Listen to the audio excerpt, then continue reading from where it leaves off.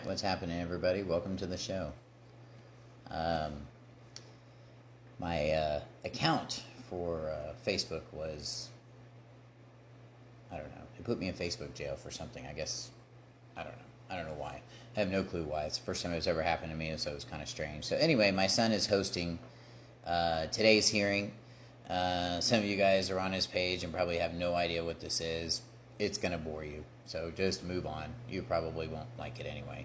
But for those of you that are watching and going on, today we have a lot of stuff going on. And basically, in a nutshell, I don't know if I can explain it in 3 minutes because we're going to start in 3 minutes here. But basically, in a nutshell, accord and satisfaction occurred between me and the bank. And these guys released the lien on my vehicle, decided to come take it. Released the lien on my vehicle. I traded it in. Then they decided to file a court case against me and a complaint and asked them to basically sequester the vehicle. And I had traded it in, so they decided they'd just go take the vehicle without asking the court.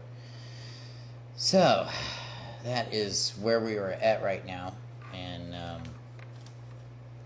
it's been an interesting few months. I've learned a lot, but definitely don't recommend this for anybody. This is so it's a lot of work. And I see why attorneys charge so much. I totally get it. But basically, he's got so where I'm at in the case. Let me give you guys an update.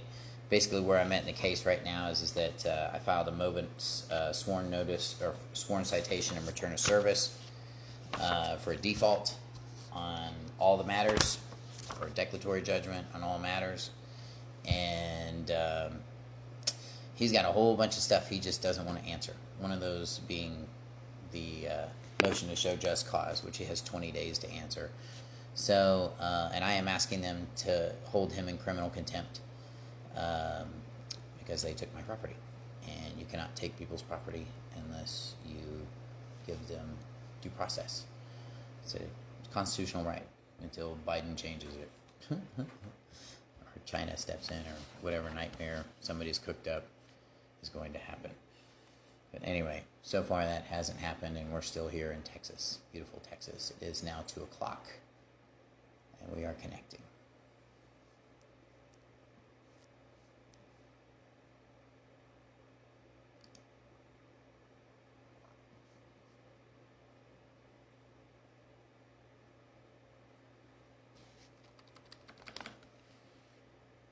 Good afternoon. We're just waiting for Judge Davis. Great. Thank you. Thank you.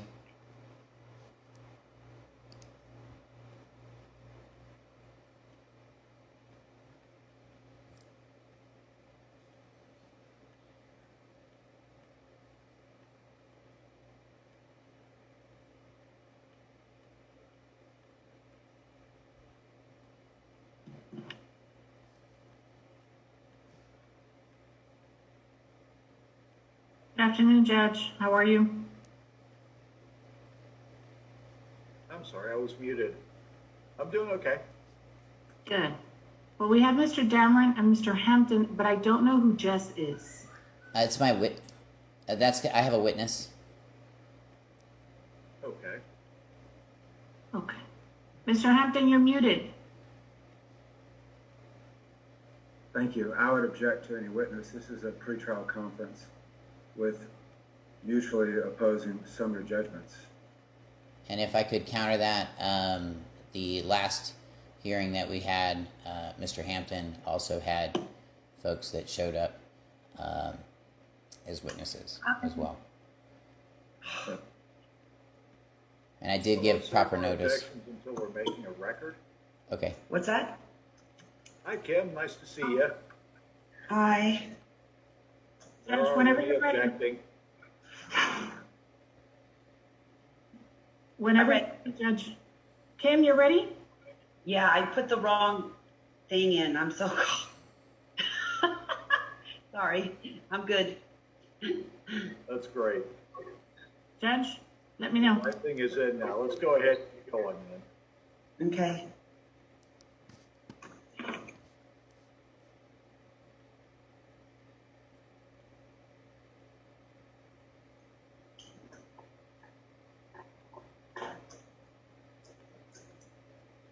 Okay, thank you, Lydia. We're all on YouTube now with cause number 2020 CB 03696, Tower Credit Human Mutual Credit Union versus Timothy E. Damron. Will the parties who are present please introduce themselves on the record? I am My name Timothy. is John, the attorney for Credit Union. Okay, thank you. And I am Timothy Damron, ET and all. I'm me, et and L. That's me. I'm sorry, I'm not hearing you very clearly, Timothy. I'm sorry, I'm Timothy. Sorry. Can you hear me better now? Let me move this a little closer. Is that a little better? Is that audio a little better? A little bit. You just need to talk slower because it lags. And Okay. No problem. I'm sorry to stop you, but really, we've had a problem with this, and I just need you to talk slow and clearly, Yes, ma'am. and that'll work. Yes, ma'am. Thank you. I'll definitely do that. Thank you for telling me that.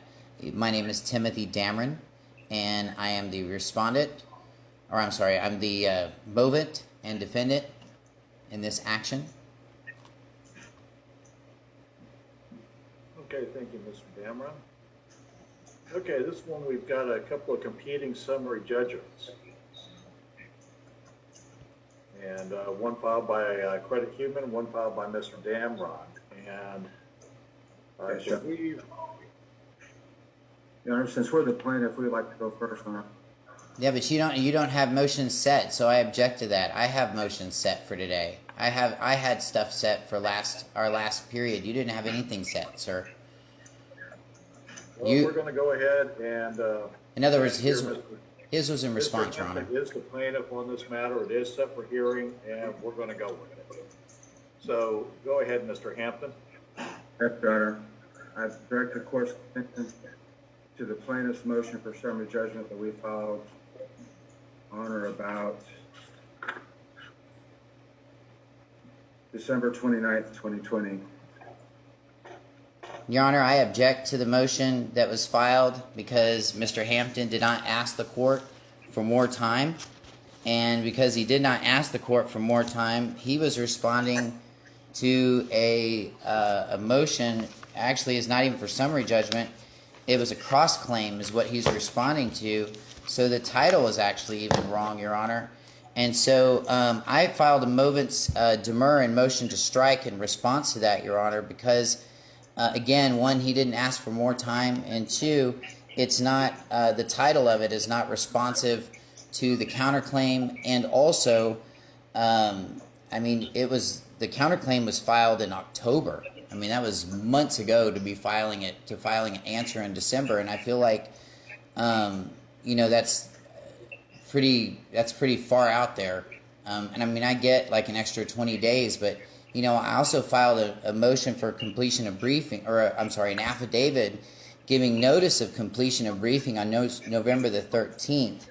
And then to supplement that, Your Honor, Mr. Damron, what is a motion for completion of briefing? that's what Where does that work? you know what, Your Honor, jurisdiction are we in?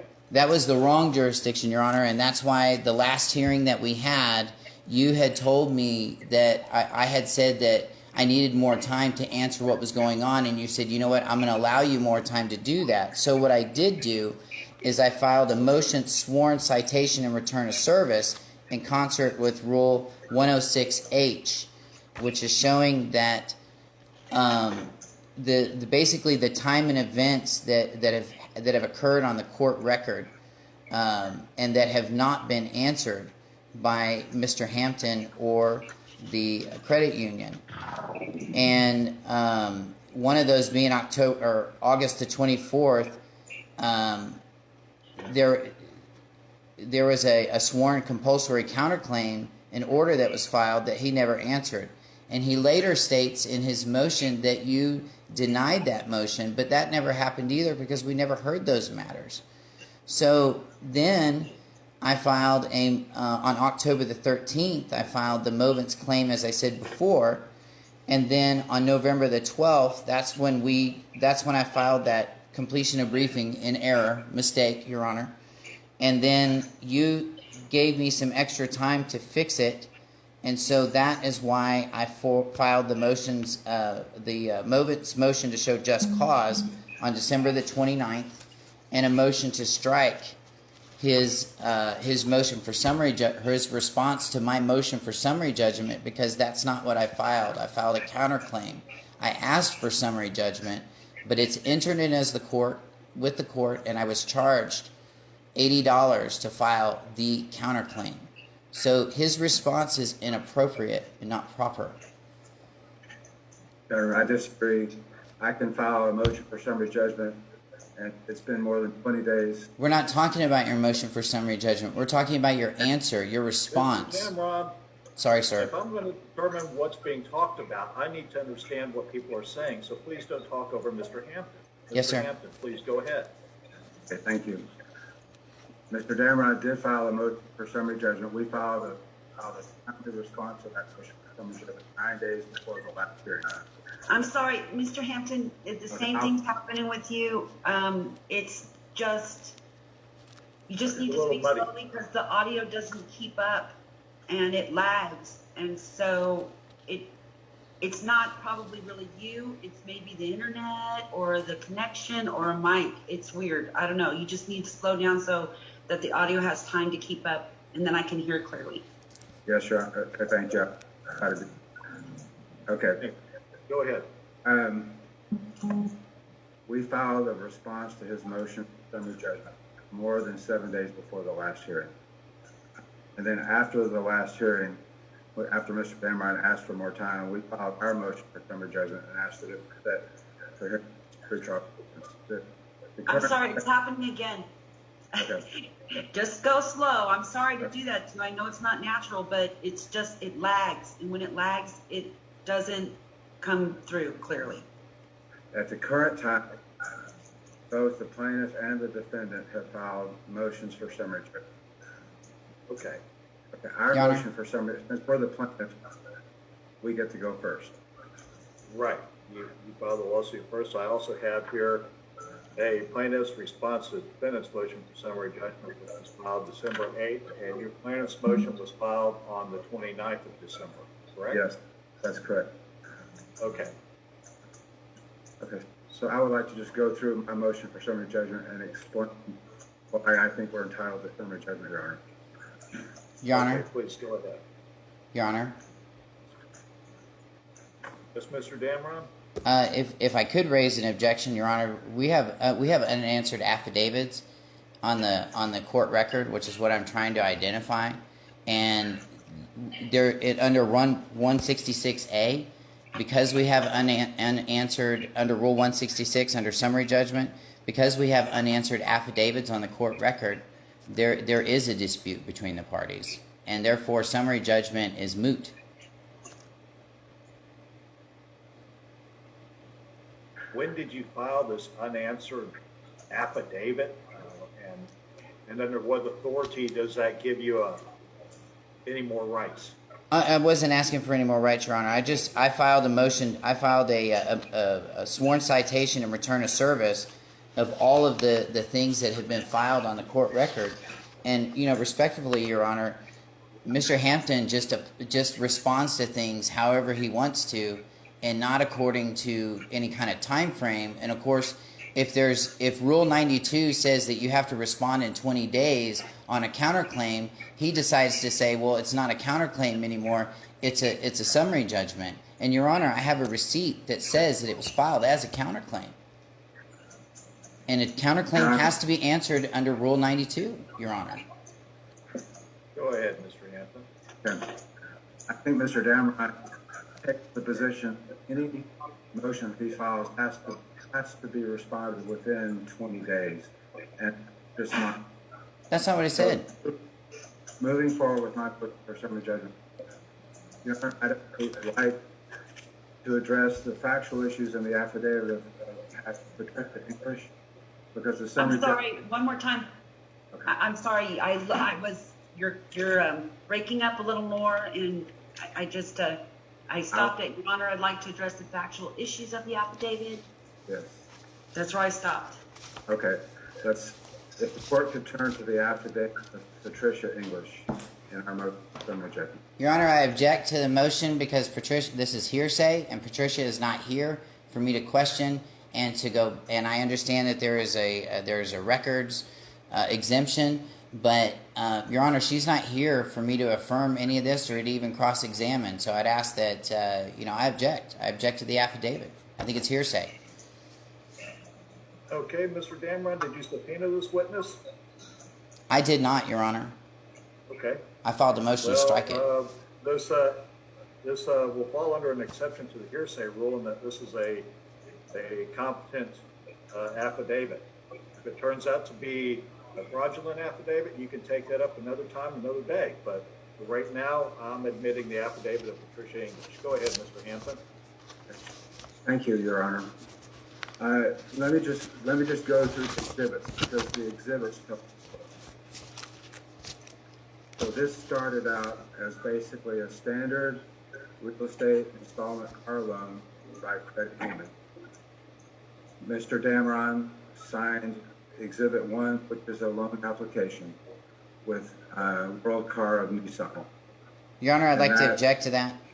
That's also hearsay, and it is not a processable application by any lending institution. If you'll notice that it has missing a lot of places for signatures and so forth, and it is actually done that way on purpose, Your Honor, because they are simply designed to pull credit only.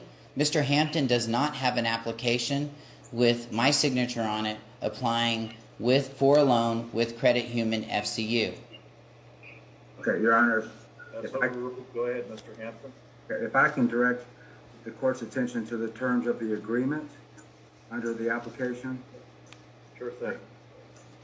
It says, we use below refers to us, comma, the dealer, comma, and to the financial institution selected to receive your application.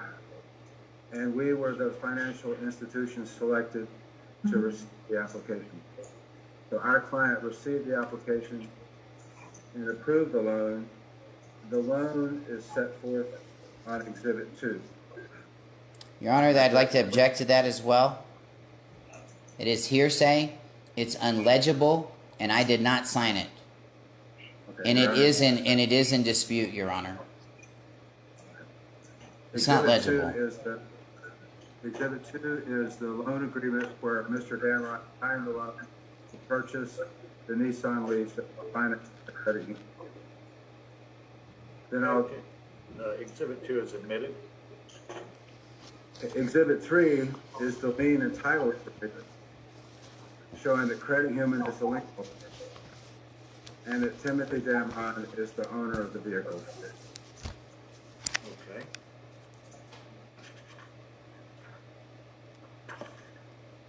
Exhibit 4 is the payment history coming up to the dispute. Your Honor, I object to that as well. It doesn't show all the payments received and cashed and accepted by a Credit Human FCU as it pertains to this account. Okay. It comes up. This is a credit. The transaction summary that takes us up to the time the dispute began, Your Honor. Okay, the objection's overruled. Okay, and this shows that Mr. Damron, that the loan was funded in October of 2019, and he made a cash payment in November of 2019. Sorry, November, yeah, and then December of 2019, and then January of 2020, in February of 2020, in March of 2020, then April of 2020, then May of 2020. And so this is where we stood coming into June of 2020. In June of 2020, Mr. Damron sent to the Credit Human Exhibit number 5. So Exhibit number 5 is a document that Mr. Damron prepared. And this is actually the key document to the dispute. Because Mr. Damron is saying that this document constitutes a basis for him to show an accord and satisfaction so that he no longer has to make any further payment to Credit Human for his vehicle loan agreements. That's not true, Your Honor. That is completely false. That is absolutely false, sir. Okay. And so I'd like to actually, at this point, I'd like to discuss the nature of an accord and satisfaction. I'm sorry, could you repeat that again, Mr. Hampton? Yes, I would like to explain the requirements to establish an accord and satisfaction under Texas law. Okay, thank you. Okay. So basically, what's happening here is Mr. Damron, in his exhibit number 5, on the second page, the first paragraph, the third line, our contract is being disputed. Do you see that, Your Honor? Contract is being disputed and valid. It's the second page of the exhibit. Right, which paragraph? It's the first paragraph, the fourth line. Oh, I see. The contract is being disputed and validation is requested. Okay. Okay. My client sent this to me. Let me move over to. Again, that's admitted hearsay. Just for the record, that's admitted hearsay. You're telling it. This is an affidavit, Your Honor. By the way, this isn't just a letter. This was a sworn statement that was sent to them, Your Honor. Just so we know, just clarifying the record, Your Honor. So Go ahead. This document requests that Credit Human explain the validation of the debt within 30 days of his. Okay, sure. Okay, Exhibit 5. I'm sorry.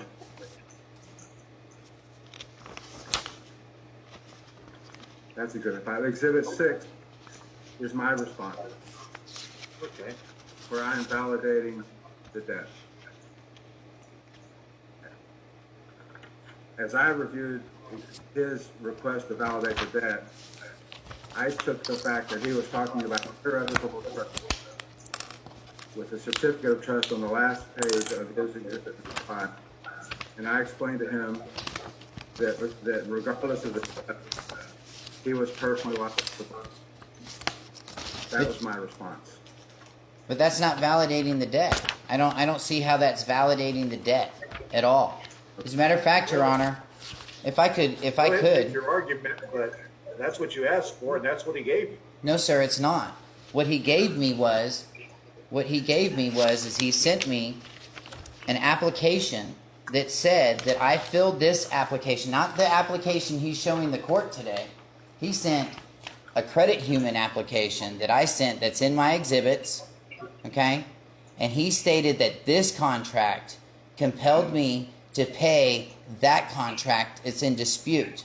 Now, that evidence has changed since it's gotten to your courtroom, and now it's a World Car application. And I've exhibited it. I put it there. And not only that, Your Honor, but I returned it back to him for cause because it did not have to do with this loan. As a matter of fact, this application that he sent when he states that he validated this on the 26th, this is for a line of credit for $1,000 dated a month after the car was in my possession. And this account, by the way, has been paid in full and is closed and paid perfectly, just like my car was paid perfectly. So Mr. Hampton, right off the bat, responded. And what he's telling you right now is erroneous because what he responded to me with was an application that said, and he says in his language right here, just as he's admitted today with the court, stating that he says, you contend that your legal status as a trustee prevents you from the legal responsibility to pay the loan agreement that you signed on October 19th. Nowhere in my letter does it say anything about that.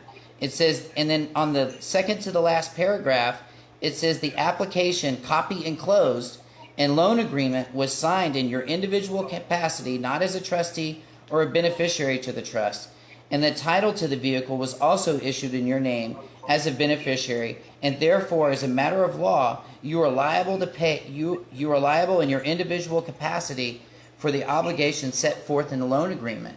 We are sending you the original of the response of the address that you provided on your credit application. Now, Your Honor, this is a false representation, and this was generated before I was even in default. Furthermore, he doesn't tell me how much I owe. He doesn't tell me anything. Wait a minute. When was it generated before the default? Okay. When was the default? Okay. It's never been in default. Your Honor, the car's... Hold on. Mr. Hampton, you had a... Yes, it's my motion. With my motion. Okay. And you're breaking up again. Okay. Hold on. Now, Sorry. Mr. Cameron, you're going to be given a chance to argue your side of the case. I understand that, Your Honor, but I want to object to what But he's that is saying not because... now. Okay. You may make an objection, but your objection can't be, that's not true. Well, Your Your Honor... objection needs to be more along the lines of, that's not legally admissible. Well, it's not legally admissible. You should consider that because. Okay. Not just, well, I've got a different version of the facts. Understood. Well, we'll give you a chance for your different version of the facts, and we'll hear all about it that time. Thank you, Your Honor. But right now, Mr. Hampton's a plaintiff, so please let him continue with the case. Yes, sir. Thank you, sir. Okay. So an accord and satisfaction has to be in good faith, tender an instrument in full satisfaction of the claim. Objection. The amount Okay, what is your objection? I'm sorry. I'm gonna withdraw that, Your Honor. I'll withdraw that. Sorry, sir. Thank you. and the amount of claim has to be unliquidated or subject to a bona fide dispute. So those are the elements of accord and satisfaction. Your Honor, now I want to object. Those are not the elements of the accord and satisfaction. You're missing all kinds of stuff. I'm reading out of section 3.311 of the Texas Business and Commerce Code. I'm- Used to 3.311. I supplied it with the court. Court has a copy of it. But accord and satisfaction goes even further, John. And what you're not reading in here is that it says if someone issues an instrument and you cash it and you don't return it in 90 days, you've repudiated that agreement, sir. And that's what else this accord and satisfaction says. And I'm still talking. We're going to get into an argument later on, but let me just... It's no argument. Just tell them to finish reading it. On. Just let him go on. You'll have your chance to tell us what your version of accord and satisfaction is later. Yes, sir. So, accord and satisfaction requires a good faith. And Your Honor, Mr. Damron's case depends upon this Exhibit 5, his continued attempt to validate the debt. It depends and requires this stuff to be good faith. I can actually show you point by point that it's not good faith. And I'd like to do that right now with his document. Okay? Okay. On page one, the paragraph that starts with under the Federal Debt Collection Practices Act. Okay. On page one, Whereabouts are we again? we're on our Exhibit 5. Our exhibit 5. Let me get back to our exhibit 5.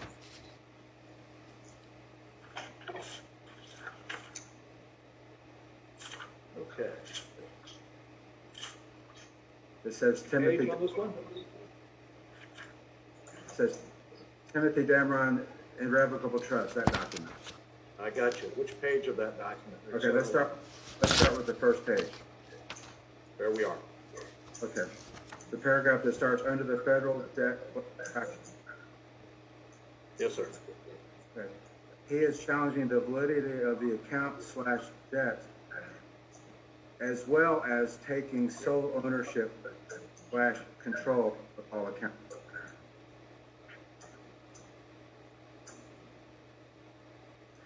That's an odd thing. There's more.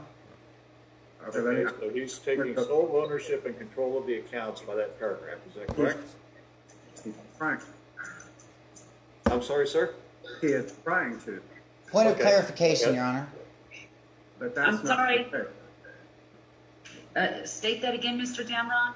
I was just requesting a point of clarification. Okay, well, I mean, on what? the reason I say that is because if I have, if my name is on these documents or on these potential, or any of these accounts, okay, that you're questioning, I certainly have the right to question them. And if they're using my name, then they're clearly somewhat mine. Would they not be? No, I mean, the you have note an is on my application. credit. You have an application. One at a time, please. Mr. Hampton, you had a response? Yes, the note is owned by my client credit union. We advance the funds. Okay. Accord and also on page 1. Accord and satisfaction required What? that the claim be unliquidated or subject to a bona fide dispute. Well, this is the promissory note. So the amount of the debt is not unliquidated. The amount of the debt is the balance due on the loan. And that means it's unliquidated. It's liquidated. It's an amount that's certain that it's due. The amount that's due on the loan is liquidated. It's not unliquidated. The other, okay. Or, Your Honor, I disagree. If it's liquidated, that means it's no longer there. If it's unliquidated, it means it is there. Or subject to a bona fide dispute. Your Honor, on page 1 of his continued attempt, he says due. Do you see that due? 10,970.16. Do you see that, Your Honor? $10,970.46, is that correct? Yes. Now look back at our exhibit 4. Your Honor, I'm going to object to that. He just said 17 cents. Or is it 17 or 46? What does your copy say? 46. 46. Okay. Okay, Your Honor, turn back to exhibit number 4. Mhm. The amount that was due in April of 2020 was exactly that same amount, $10,970.40. Okay. The amount is not disputed. Actually, it is. It is disputed. We need to keep reading. There's no accord and satisfaction on his own document. No, where sir. He says the No, amount sir. due. He has the same amount that No, is sir. on our payment record. There is no dispute debt. There is no dispute as to the amount of the debt. So he does not meet that requirement of section 3.311 for accord and satisfaction. Where does it say that? Where does it Let me say go that? on. Let me go Okay. on. No. So everybody agrees that Mr. Damron owes $10,970.46 by the pleadings before the court? No, I do not, Your Honor. Those were the amounts due that were presented to me when I went into the bank to make payments on the vehicle.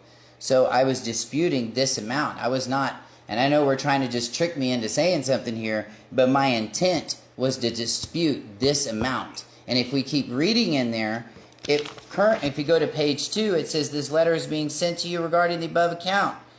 And please be advised that this is not a refusal to pay, but a notice pursuant to the FDCPA, or Fair Debt Collection Practices Act, under 15 U.S.C. 1692, Section 809, that our contract is being disputed and validation is being requested. This is a lawful request in accordance with the affirmative in the following. It's very clear there. And that is page 2. Okay, and let me continue. So now I'm going to show. I'm sorry, you completely skipped. Me? Okay, now I'm going to show bad faith. Okay. Okay, on page 4, paragraph number 6.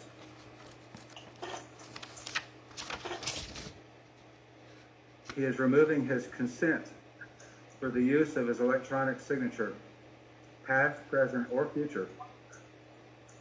In other words, he's trying to go back and withdraw his signature on the loan agreement. That's not true. There's that. Okay, Your Honor. This is Now this. look at the next paragraph. Now what we have is obfuscation and misdirection. He now begins to cite a 1933 joint resolution, abrogating the gold standard. So we have 2 pages of discussion about a 1933 statute. On the next page, after the underlinement of payment of debt, he says, about 2 lines after that, he says, no one in this nation has been able to lawfully pay or lawfully owe anybody anything.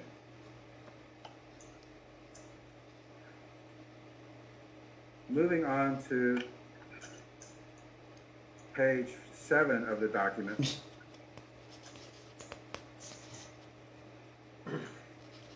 He essentially acknowledges that we have 30 days to respond to the dispute about the debt, which we responded within 30 days by letter.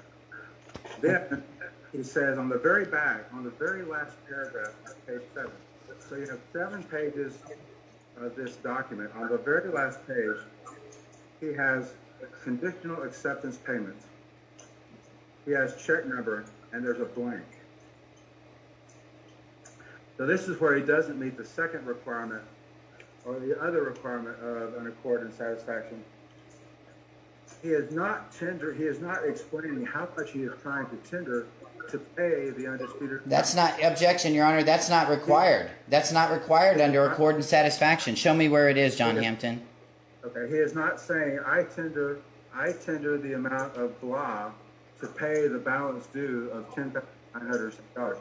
What he is saying is, there may be a check with some number somewhere, someplace, coming in sometime. And you cashed it.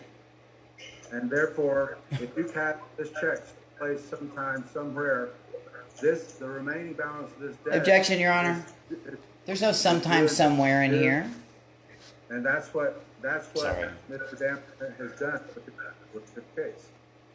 So on a separate document, later on that month, he sent the 8th payment of $277.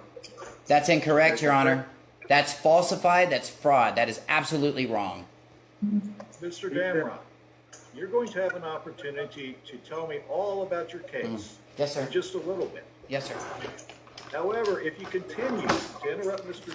Hampton, I'm going to start deducting the amount of time I'm going to let you prove your case, because I'm going to assume that you've got all the facts in while he was trying to prove up his case. Yes, sir. And that's not a good place for you to be. Yes, sir, and I don't want to be there, sir, so please accept my apologies. Then don't put yourself there. Yes, sir. All right? Won't happen again, sir. Thank you. Good. Promise, Thank sir. you. Thank you, sir. Mr. Hampton, go ahead.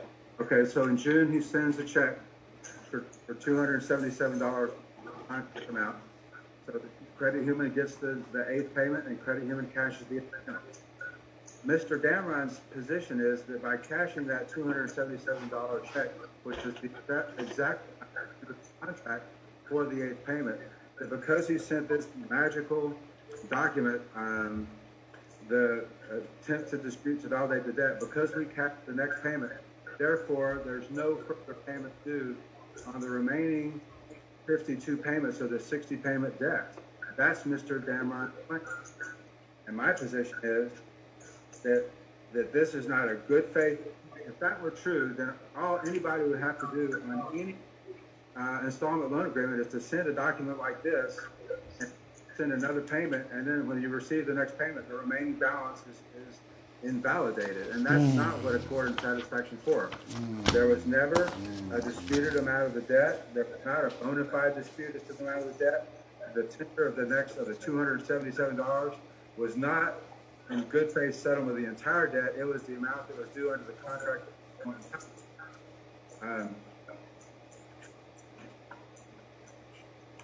So his document fails to accomplish an accord and satisfaction. Okay. Mr. Damron sent us another series of documents later on saying that basically, I owe no further money. I owe no further money. And I'm summarizing those, and I summarized them to save time for the court, because it's basically saying that because I sent the $277 payment, my 8th payment, I don't want more funds. So I'm now going to go to exhibit number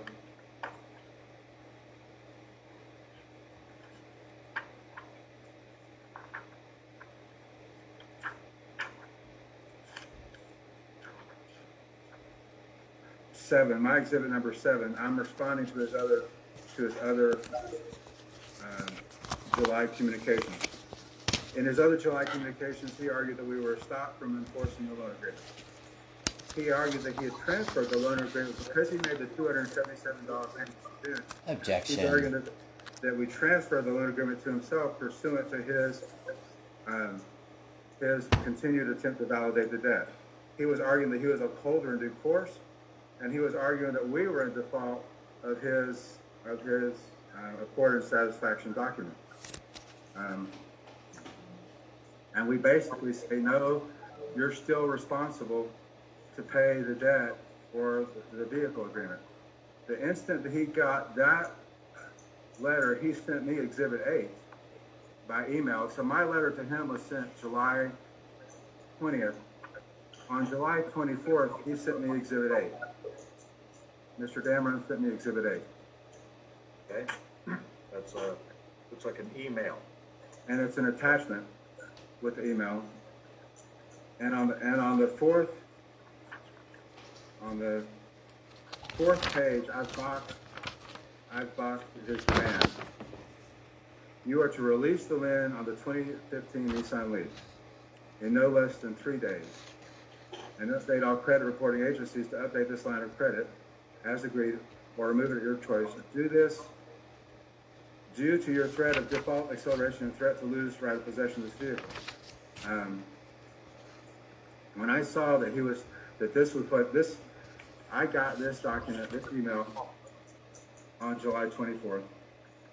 When I saw this, it was my belief that he might be attempting to transfer the Nissan Leaf that was financed by Credit Human to somebody else and making an argument that that loan was paid in full. So that's for the next month that we filed our original lawsuit. Your Honor, I'd like to conclude that the loan was not in default at the time that he filed his lawsuit. If the last payment was made on June the 13th, or it was cashed on June the 24th, the loan was not in default, nor was it in dishonor. Mr. Hampton did not have cause or position or probable cause to file a lawsuit without arbitrating the facts first, which is part of the contract. So I would like to object to that, and I believe that this was not done in good faith, Your Honor. Okay, Your Honor, now turn to Exhibit number 9. After we filed the lawsuit, we found out that in fact, Mr. Dameron was attempting to sell the vehicle. This is a letter, this is basically an indication of interest to purchase a vehicle from another Nissan dealership in New Braunfels. And this is signed by Mr. Dameron. Your Honor, I want to object to that as well. That's privileged information. It violates the Privacy Act, and it's an interference with a third party in another contract. And it shows on here. Go ahead. Okay. The second page shows, Exhibit 10 shows equity in his car. The second page shows the equity in his car of $7,000.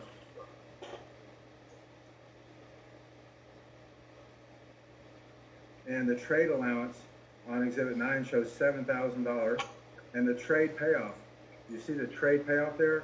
In other words, Mr. Dameron is making an application to Nissan in New Braunfels that the amount that he's owed on the amount that we financed, which according to our exhibit number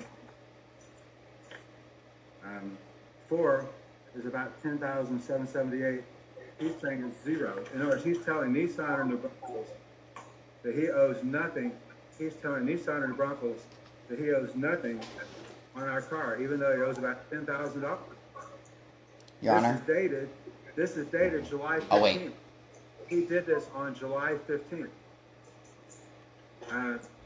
Furthermore, the next document, Exhibit 10, shows that there's positive equity in that same vehicle, $7,000 that vehicle, amount owed on trade-in zero. In other words, he's telling Nissan and Brussels that there's no money owed on our car, and that he's entitled to a $7,000 credit to the new car loan because there's equity of $7,000 in that car. But he is trying to defraud credit union of the $10,000 balance. Objection, Plus Your he's trying to Honor. take Extra $7,000, he's trying to take an extra $7,000 on a trade-in.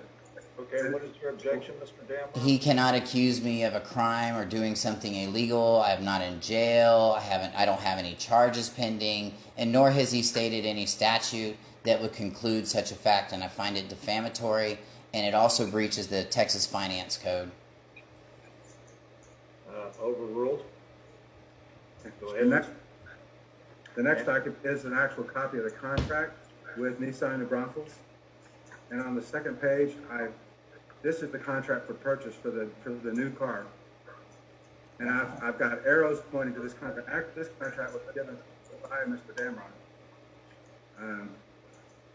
This was attached to one of his pleadings, and it shows that he's entitled to a credit for $7,000 for our car on the trade-in, Pleading. and that the cash price and that the cash paid for trade-in is not applicable because zero balance. So on July 16th, even before we filed the lawsuit, he was already telling Nissan New Braunfels that there was no money down, that he actually had a value of $7,000 for the value of the car. So that's bad faith, Judge. That's bad faith. And it all keys into his attempt to show on our Exhibit 4 of the continued attempt to validate debt that when he receives, when he makes the next payment of $277,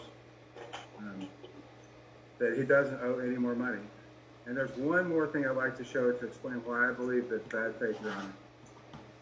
And for this, I'd like for you to at Mr. Damron's own amended cross-claim and motion for summary judgment.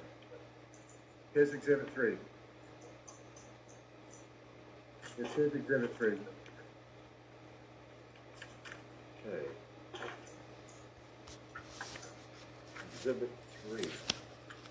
Which is the same document, I believe. Well, it's the same. It is the same. Your Exhibit 3.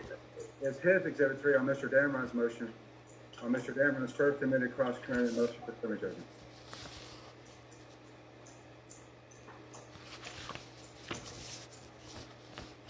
Okay, hold on. When was this one filed? It was filed on November 12th. Okay.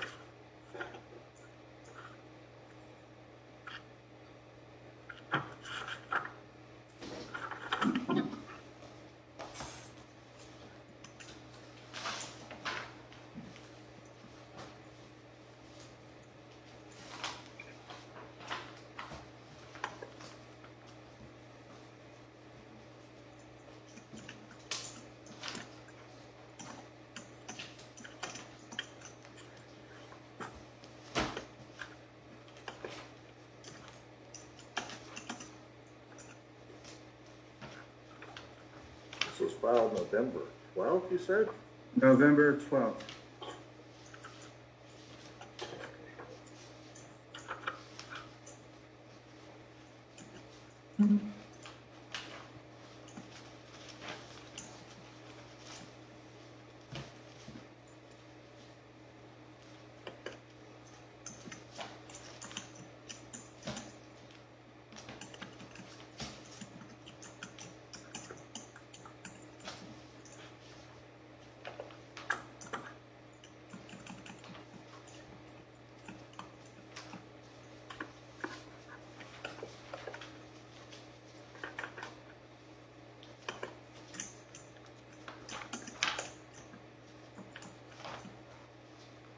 Okay, I'm sorry, but I'm not locating this within my file, but that's, things are a little bit disjointed here. Which one is this one? okay, maybe it's October 13th. It may be October 13th.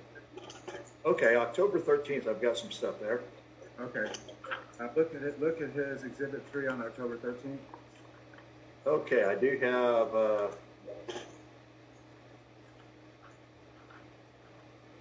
let's see. All I have for October 13th is a notice of a non-jury hearing.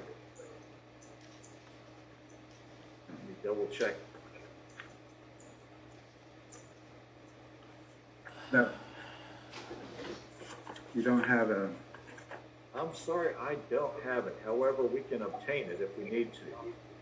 okay, I guess the thing I want to the court, there's a document that he filed. And on the document, he has filled in a money order number on a document he filed with this court. It was not filled in on the document that he sent us in June of 2020. Your Honor, I want to object to that. That's hearsay, and he was not the recipient of that document, and nor can he testify as to that, Your Honor. Well, Mr. Damron, did you file this with the court or not? Yes, sir, I did. But Okay, he's saying well, that it's in my possession, I can look at it, I just need to get it in my possession. Yes, sir. Are you disputing whether or not you put in that, on that blank that, when it was submitted to the bank, it was blank and now it's been filled in with the money order? No. It was filled in when I sent it to when I sent it to the bank. It was filled in, Your Honor. It was filled in. Not the original document that I. Okay. All right, well, go ahead. And so the bank gets to validate that. I'm sorry, you need to start over. You were doing really great for a while. Now it's glitchy again. Just start back with that sentence. Thank The you. bank gets the notice to validate that. The bank sends a copy of the contract back to Mr. Damron within 30 days. Inside of that 30 days, Mr. Damron makes the next payment. That payment is the same payment that he's obligated to pay under the contract. Mr. Damron contends that because of this document, our exhibit number 5, therefore, when he makes that next payment, he owes no more money. Your Honor, this has been asked and answered already, and I think this has already been asked and answered. It's already been talked about. That's bad. No, it hasn't, but go ahead, Mr. Hampton, overrule.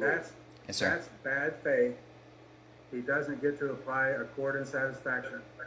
Our contract is still enforceable. When he goes to the next dealer 10 days later and says, I owe no money down, you can give me a $7,000 credit, that's a repudiation of the debt, and it's a default. And so we're entitled to collect the balance. I object, Your Honor. There's no provision in the contract that covers what he's saying, that says what you're saying, sir. Yes, under our contract, if you repudiate your obligation to make further payments, which when you surrender the car to another dealership and say I owe no more money on it and give me a credit for $7,000, that's the repudiation. Under what law? What law says that? You're telling my client that you no longer have any obligation to make any further payments on this debt. The repudiation. That's not what I said. That's not what this document says either, sir. That's what your conduct says. Wow. Instead, Wow, no my money. conduct, okay. At the top, I'm sorry, you're breaking up again. okay, that's the documents that you signed and gave to Nissan and Broncos. When you turned your car over to Nissan and Broncos at the trade-in, you told them you owed no money down on the car, and you signed a contract trying to take $7,000 credit car that you owed $10,000 to Credit Human for. That's a Your Honor, I'd like to answer all these matters so we could finish up. Your Honor, in brief, that is my case in brief. Thank you. And now, Okay, well, Mr. Damron, this is your opportunity to respond, and I look forward to hearing your responses. Please go ahead. Thank you very much, Your Honor, and I appreciate it. And to clarify what Mr. Hampton was saying, Mr. Hampton said that he was going to explain accord and satisfaction to this court. And I'm going to read what Texas Business Commerce Code 3.311 does say, and not in its complete length, but as it applies, Your Honor, in the just considering court economy and all. Number 1, that the person in good faith tender the instrument to the claimant as full satisfaction of the claim. If we go to my Exhibit 3, in the last paragraph that Mr. Hampton's, he likes to talk about, but then he doesn't want to go too far in it, and then he just kind of backs out of it. And I think the reason why is, Your Honor, is Which because Exhibit 3 are we talking about, Mr. Damron? Is this Exhibit 3 to your demur or what? it's the Exhibit 3 that Mr. Hampton is using that he just cited from, about the money order. Okay, so we're on Exhibit 3 of the plaintiff's motion, correct? Correct, Your Honor. Okay, good. So, it says very clearly that this money order payment was provided in good faith with the assumption that Credit Human and its agents can properly verify the claim. Now, I know this sounds like it might be something really silly and really far out there, like somebody... Hold on, I'm on Exhibit 3, and the Exhibit 3 I have is styled at the top, Credit Human Federal Credit Union, lien and title information. Is that the same one we're talking about? That would be Mr. Hampton's. I'm at this guy right here. The very first letter that Mr. Hampton brought up. I think that there's some issues that we need to clarify in that document. Okay, and this is the one To validate the I debt. can't read there. Is it the one he was using as Exhibit 5? I have it as Exhibit 3, and I have it... I filed it. I have filed it. I believe I have it under Exhibit 3, Your Honor. And it is Okay, with this Exhibit the one 5. That starts off with Notice the this is... registered mail, Yes. return receipt 95909402. Yes. So, that particular document, Your Honor, Mr. And Hampton it's stated... dated June the 7th, 2020.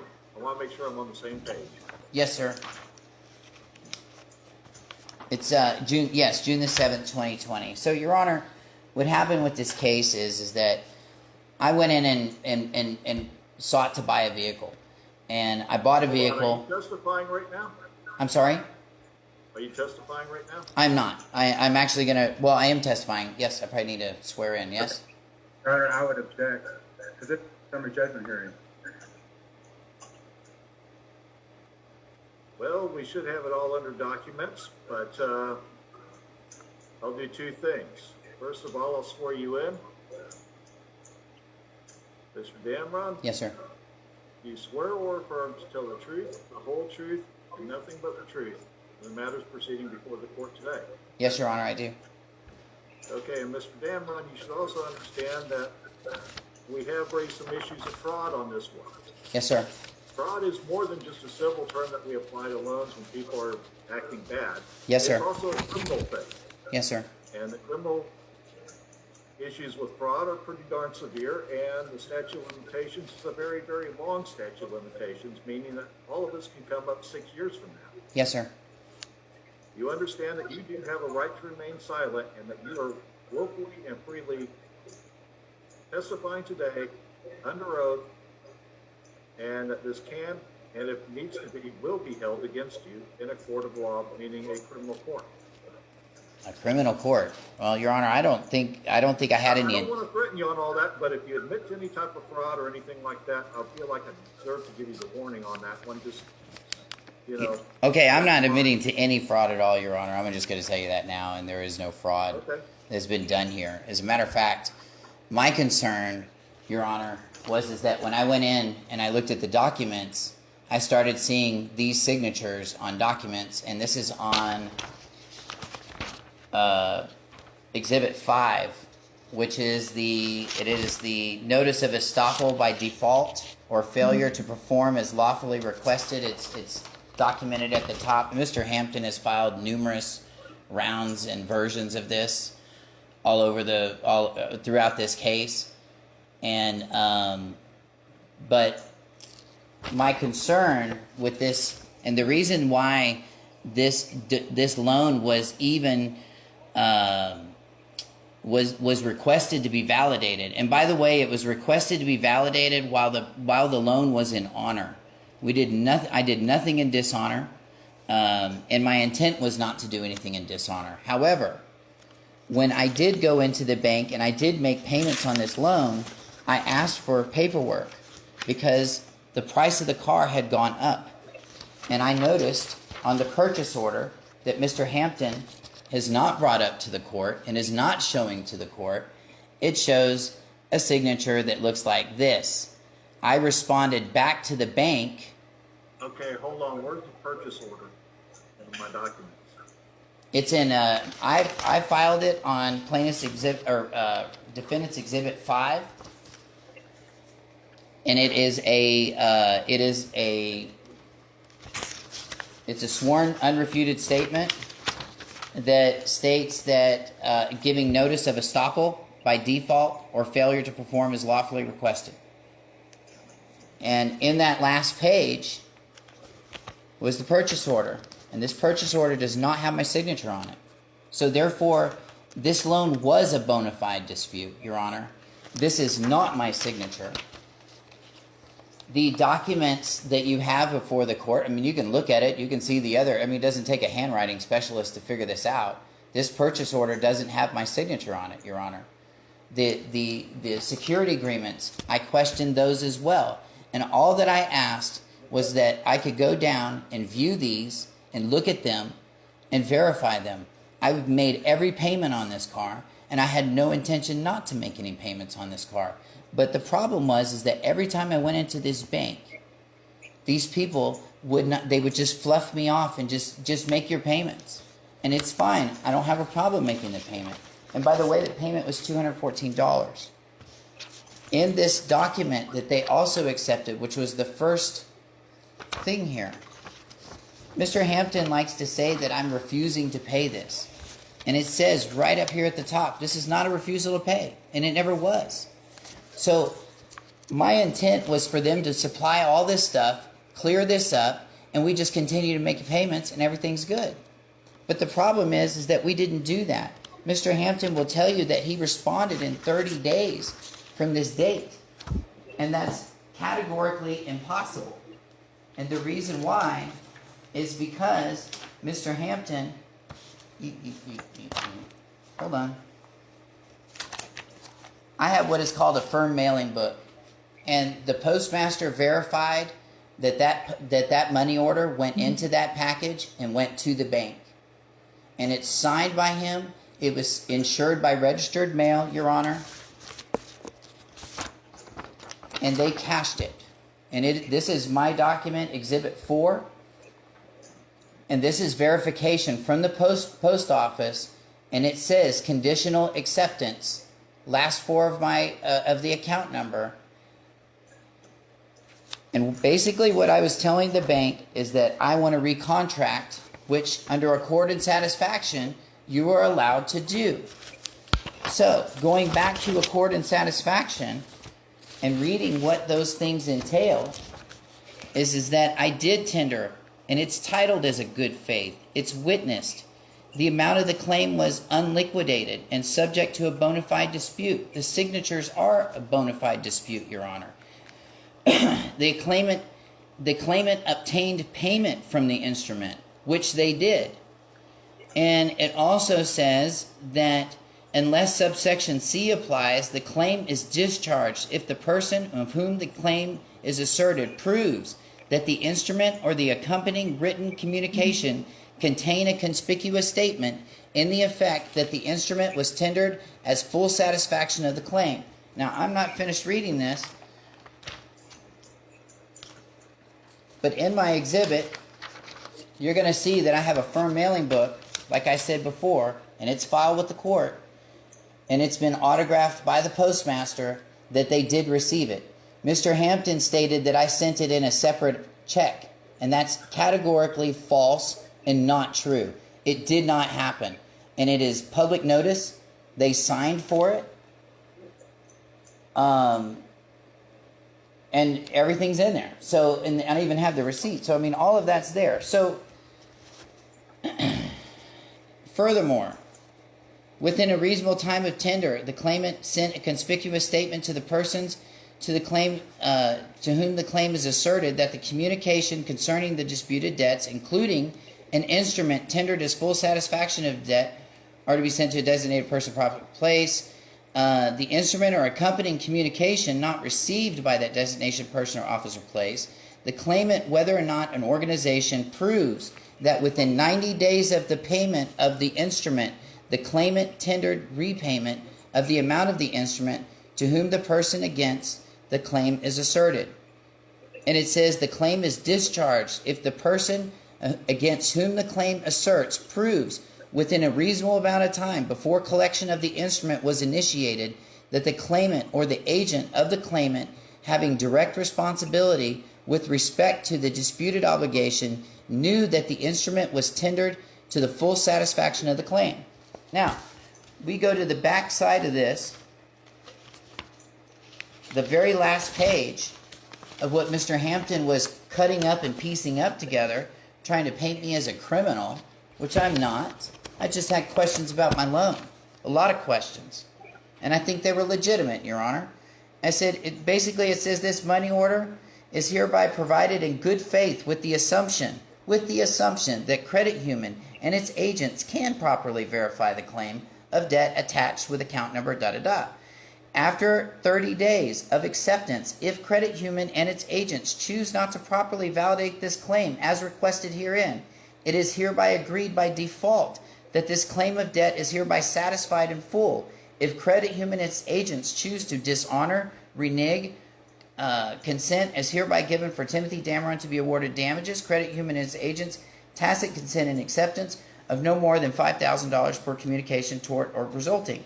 Now, Mr. Hampton stated that he responded within 30 days of this notice, but yet he states that his letter, and we all agree that his letter was generated on July the 26th. So, if they got this, June 26th. June the 26th. No, sir. July 26th. That's your dated letter, bud. And I'm talking. No, sir. You're not going to interrupt me. No, sir. I'm talking. Which letter are we talking about? His first letter was dated July the 26th, Your Honor. The second letter was dated July 26th.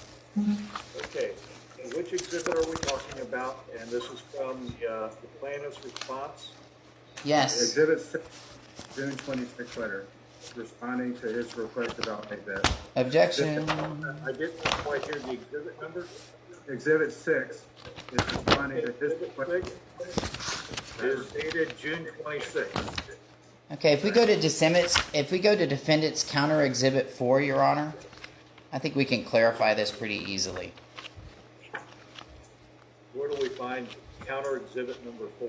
Yes, defendant's counter exhibit number 4. That's what it's labeled as. I sent it in that way. Okay, when was defendant's counter exhibit 4 filed? It was filed with the 11th, January the 11th, Your Honor. Possibly, Okay. I believe so. Yes, sir. The 11th. But here's the deal, Your Honor. Counter exhibit 4. The first letter I got from Mr. Hampton regarding this claim is dated, I'm sorry, you know what? It is dated June the 26th. Forgive me, John. I just want to apologize to you, Mr. Hampton. It is dated June the 26th. Thank you. And But here's... 30 days. Within 30 days. Correct. Which invalidates your... Excuse me. You've already had your time for conclusion, sir. You're all done. You've rested, remember? I passed. Remember, you passed. Okay, you rested, passed. It's tomato. I'm sorry. Go ahead, Mr. Dameron. Thank you. Now, Your Honor, one of the things that he's required under the FDCPA, and I know Mr. Hampton would love to say that he's not under the FDCPA, but at the very last page of his June 26th letter, he uses FDCPA language and says this is an attempt to collect a debt and any information used for that purpose. So by using that language, he invokes himself as a third-party debt collector under FDCPA law. Furthermore, he's also required under under the Finance Code to be bonded, and he is not. So I think that this communication that he's willfully answering to on June the 26th, where he's submitting an application stating that I owe this debt. So he's saying he validated this debt, and he says I owe this debt, but yet we're using a fictitious or misleading application. That's not okay. And that's not legal at all. And I can tell you exactly what law that says that. It's under the Texas Finance Code 392. And you know, Your Honor, I think that this right here, you know, Texas Finance Code says that it's very clear that you cannot make false or misrepresentations. Furthermore, I would like to also step in and also say that, you know, I had an appointment. Defendant's Counter Exhibit 9 shows that I had an appointment with the Texas Department of Motor Vehicles on July the 16th. And on July the 16th, when I went down there, they told me that my title was released on the car. And Mr. Hampton makes a statement in his summary judgment stating that he had to reapply the lien. So I decided to look a little further into that, and that's actually correct. He did have to reapply the lien, and they did so on July the 30th. They reapplied a lien to the car that they had released after they had cashed this check. So this was the problem, Your Honor, and I was under the intent that the loan was okay, everything was free and clear, and everything was good. So I had no intent to do anything criminal, and I was operating under, because the reality is that that car deal on the new car, billed, correct. Hold on, we're talking a whole lot about exhibit number 9. That is proof of my my appointment with the DMV to go down and look at the get title information on the car, on the Leaf. So I verified on July 15th that there was no lien on this car. Exhibit number 9 doesn't tell me anything about a lien on anything. Correct. But it does tell you, you're right, Your Honor, but it does tell you that I went down there and I did check. So I didn't have an intent to do anything criminal, Your Honor. I mean, I went through my steps, in other words, to make sure that things were okay. My credit report also reported a zero balance on this. And as a matter of fact, one of the 3 credit reports still records a zero balance paid in full account because of the accord and satisfaction that has occurred. And after 90 days of not returning that instrument, according to the rules of accord and satisfaction, they lost their right to repudiate this contract and this agreement. And the reason that I did this is because I disputed it, because I knew this wasn't my signature, and the amounts on the car, the price changed dramatically. And as a consumer, I have the right to cure any errors. I have the right to ask questions. I have the right to validate my claim of debt. I have that right. I have the right to walk into any institution and ask questions about my account without having to worry about somebody doing something to me. And one of the things that Mr. Hampton boxed in my little agreement right there, if you finish reading what he was reading off there, it states that if you take my car, I will pay you, but I will do it against my better will. So I had no refusal to pay, Your Honor, and I provided them legitimate notice of that. And since they have taken the car, Your Honor, they've given me no opportunity to get the car back. They've given me no opportunity to pay any due balance. The Texas Department of Motor Vehicles affirms and claims its judicial notice that on the 30th they did reapply the lien, and they reapplied the original lien after they had released it, Your Honor. So I didn't do anything. I didn't do anything wrong, and trying to tell me that I'm doing something criminal. The bottom line is this, Your Honor. This loan was not in default. Mr. Hampton filed a petition with this court to go and sequester my property. He didn't wait for the court to grant him permission to do it. He just went and did it anyway. And if I were to do something like that, I know that would be criminal. I know I used to own a mechanic shop, so I know a little bit about some of this stuff, and I know that you got to have just cause to be filing actions against people. And the bottom line is, Your Honor, this contract was in dispute, but not in default. Now, I think there is a question whether Mr. Hampton doesn't believe that the accord and satisfaction happened. He doesn't believe that, he believes that he can cash those checks, and that's okay. But the bottom line is that there's plenty of case law, and I'd like to cite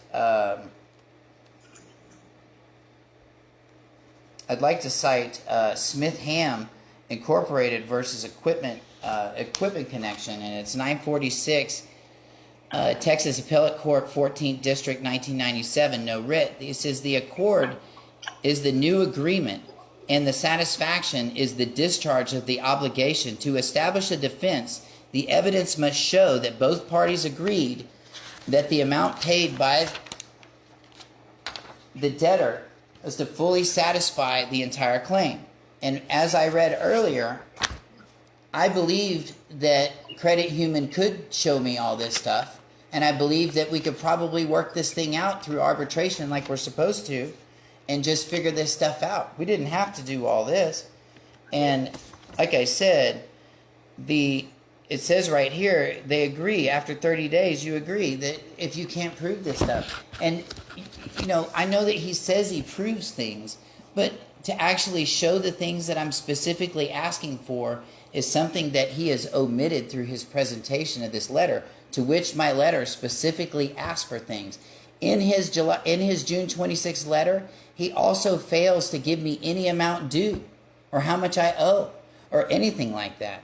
And I'd like to also cite Hickson versus Cox. And it says the creditor cannot strike the debtor's conditions of the face of the instrument or insert his own provision that the check is a partial payment and accepted without prejudice or under protest. And furthermore, Jenkins versus Henry states to repudiate a transaction that purports to satisfy the claim, a creditor must return the tendered draft. And you could see Palico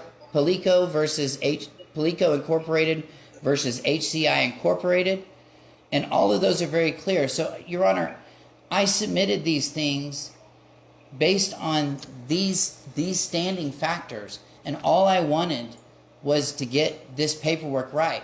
Another issue that we have that is in bona fide dispute is that, number one, I think we've established that we don't have an application with Credit Human.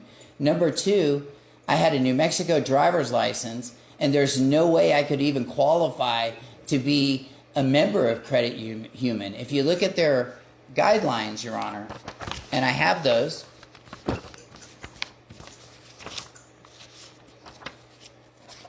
and their guidelines purport that unless you have to live, worship, or work in the Bexar County area or Houston area.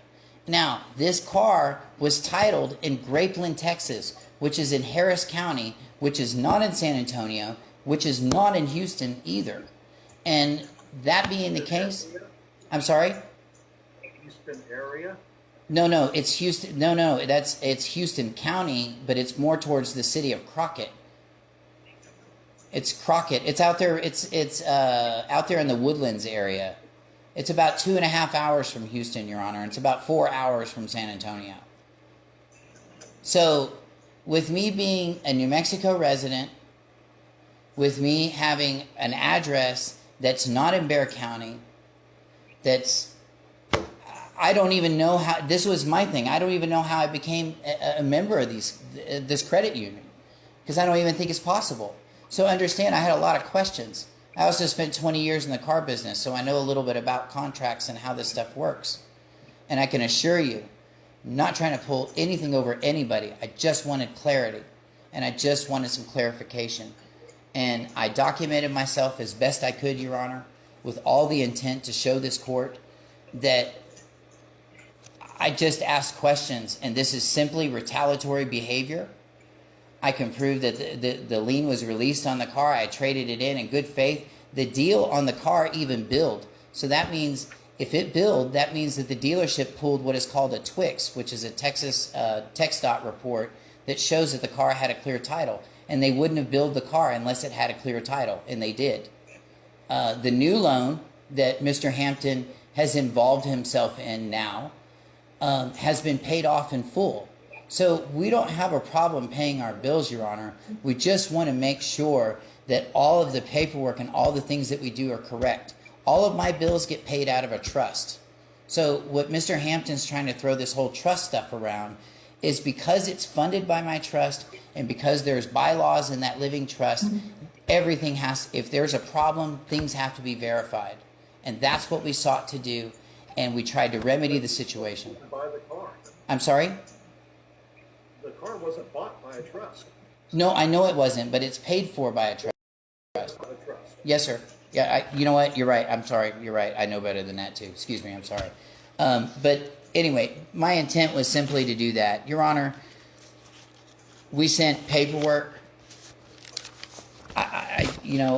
I sent certified return receipt letters to this man. I think I've documented myself pretty well before the court. Mr. Hampton doesn't even pick up some of my mail to respond to it. This is him, by the way. And he doesn't pick up my mail. If you look at the certificate or the service affidavit that I supplied to the court, Your Honor. These were received documents by email, Your Honor. These were the Movent sworn citation and rule of service in concert with Rule 106. Your Honor, I'm asking that these items that have not been responded to and have not been responded appropriately to be considered, Your Honor, as defaulted. If you'll look at number 3, the Movit's cross-claim, and with motion for summary judgment and affirmative defense to the original complaint on October the 13th, it was properly served. But his wife, or I don't know who his wife is, but Becky Hampton signed for it. I can only assume. Sorry, sir. Becky Hampton signed for it on the 6th of November, Your Honor. And if you flip through the exhibits that are attached with that, you'll see that there was a note from the postmaster saying, hey, you need to come and pick this up. And they just leave stuff there. So I really don't think, Mr. Hampton likes to say how bad I am and all these things that I've done, but I'm going to tell you, my intent was never to do anything fraudulent. The loan that I have with Nissan Motor Acceptance, which is the brand new loan that Mr. Hampton got himself involved in by bringing my paperwork into all this, that loan has been paid in full. And the current loan that I have on my other car is also paid in full. And every other account that I have, Your Honor, is also paid on time and appropriately as they're supposed to be, Your Honor. I don't have bad credit. I have no problem paying bills. But I do have a problem when somebody shows me something and they say that that's your signature when it's not. And that's what you pay for the car when it's not. And this is what I did when it's not. And this is your application that obligates you to this loan when it's not. Those are fraudulent. Those are misrepresentations. And these were done in the act of trying to collect a debt, Your Honor, which is illegal. It's unlawful. And by them not sending back that payment, and by them cashing that payment, they agreed to all the terms. I've established before the court that it did go with him, and I've given case law for standing to prove otherwise. And that's just where I'm at on this, Your Honor. And I move I just want to move that I want to move for a declaratory judgment on all matters that have not been responded to under my rights for due process and my rights to be answered properly. We have a motion to show just cause that's also been filed with the court that Mr. Hampton hasn't answered either, and his 20 days expired, and I believe you do have 20 days to answer that. That expired on the 18th, on Monday, and I did file that with the court as well. And I'm just asking for a proper due process and proper consideration on all matters, Your Honor. Okay, thank you. Mr. Hampton, would you like to respond? Yes, the first case he cited states that both parties agree. Credit Human never agreed that the receipt of that $227.14 payment would constitute a payment in full of the remaining $10,000 balance. Mr. Damron, was that check that you sent in June a check for $227.14? I'm sorry? Was the check that you sent in June, check for 220, the money order, was it for $227.14?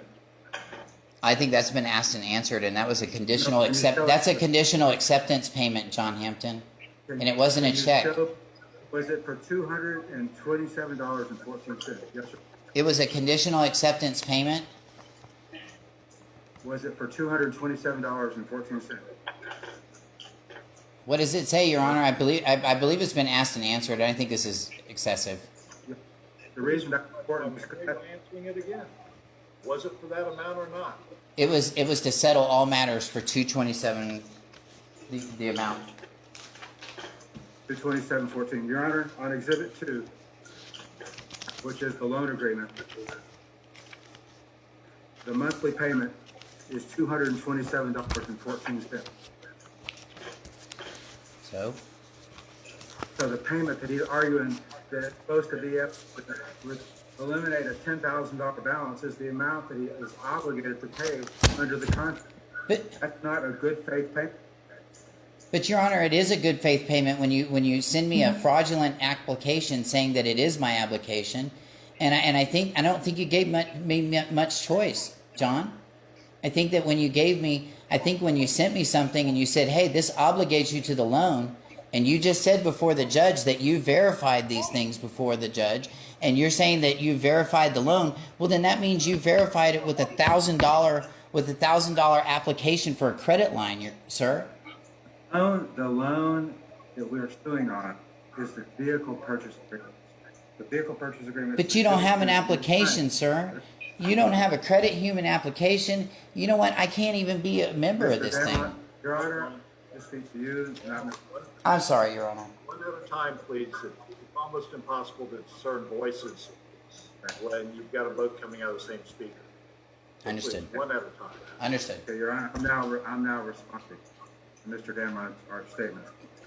The contract to purchase the vehicle was signed by Mr. Damron. Mr. Damron took possession of the car. Mr. Damron made separate payments for that car. Mr. Damron then sends a letter that says, validate that we send him a copy of the contract within the 30 days. That's validating the debt. This is the money he owes. This is the payment that he owes. The next check he sends is for $227.14, which is the amount that goes under the contract. That's not a good payment in satisfaction of the entire $10,000 balance as a matter of law. Which one? Which one? Which one? The case that he cites himself, 946, says that both parties agree. There's no evidence that Freddie Human agreed to release the total balance due of $10,000 for Your Honor, the there- normal payment of $227.14, which is Objection, Your Honor. Objection, Your Honor. That's false because they did cash the payment. There is evidence that they did accept it, Your Honor. No, sir. No, sir. You accepted Sorry, it. you're talking over each other. I have to stop you, one at a time, please. He was contractually obligated to make that $227.14 payment. Therefore, that payment can't be in accordance with satisfaction of his remaining contractual obligation to make the other 52 payments. Your Honor, I'd like to counter that and say that but the accord and satisfaction statute says that it does. The accord and satisfaction says in order for you to repudiate the transaction, you're supposed to return the draft. And you had time to do it. You didn't have to cash it, but you did. And you accepted it. The tender has to be in good faith. It was in good faith. With an uncontested claim, when his document on the face of it said the amount that it was with a Your Honor, Your Honor, You're breaking up again. with a bona Sorry. fide, and there's no bona fide dispute. Your Honor, I Okay. object that there is a bona fide dispute. That was the point of the whole letter. No, the part of the letter was to try to walk the back 10,000. Breaking up. This was a scheme for him to try to Wow. walk away from Wow. the $10,000 balance. No, sir. And the scheme is further shown when he takes the vehicle to Nissan New Braunfels and says there's no money due on this $10,000 balance. Your Honor. The title is clear. Your Honor, objection. This has been asked and answered. This has been asked and answered already. and Credit Human has it released the lien on the car and reapplied the lien on the car on the 20th of. You want to see that? You want to see the text dot report? I got it right here. You want to see it? You sure? Not released. A certified copy of a government record? Sir? Is it a certified copy of a government record? No, sir, it's not a certified copy. But Mr. Hampton made an admission and stated in his summary judgment that he had to reapply the lien. And by stating that, I'm talking. We placed a hold on our title. Your Honor, objection. And the reason I'm objecting is because in order to place a hold on a title, you have to submit an odometer statement. Your Honor, I've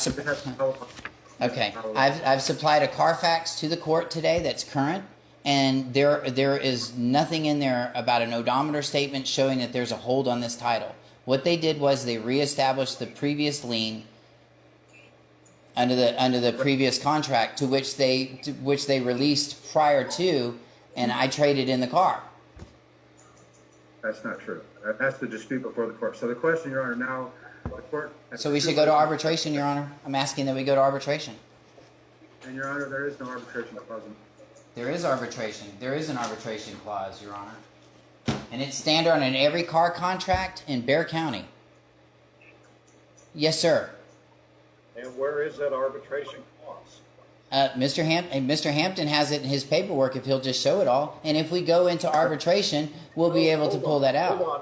Where within the filings before the court is this arbitration clause? I don't have it.